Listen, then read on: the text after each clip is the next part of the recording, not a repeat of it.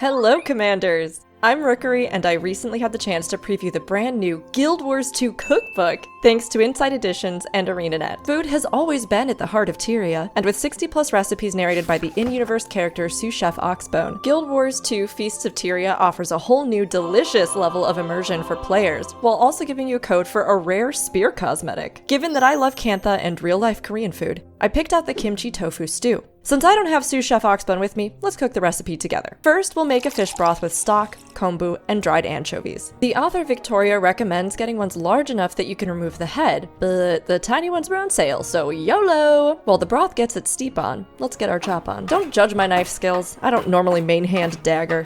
To avoid becoming an evil sea witch or naga, try bigger sardines and remove the heads. Look at their little heads! Now that the broth has soaked, let's put it on heat. If you don't have ready access to a stove, you might try the Sopar Titanium Volcano. For some extra depth of flavor, we're adding pork belly. Though for any vegetarian commanders out there, you could probably leave this out. These perfect slices of pork wouldn't have been possible without my new chef-inspired spear. If you grab the cookbook, you'll also grab an impressive butter knife skin that can double as a handy way to chop up ingredients or butter bread on the fly.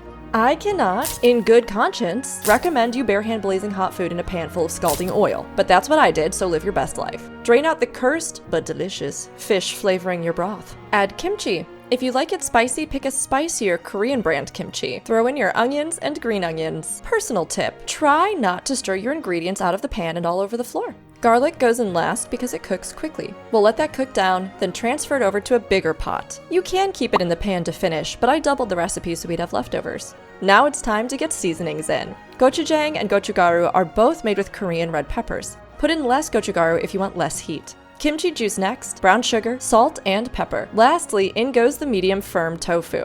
If you want your tofu to be tastier, sandwich it in paper towels, then press it between two plates with something heavy on top. By draining out the extra moisture in the tofu, it lets your tofu soak up more delicious broth. With that, our kimchi stew is finished. Let's plate it, because even with food, the real endgame is all about how good you look. And boy, does it look good. Oh, I love spice, and this one really packed a punch.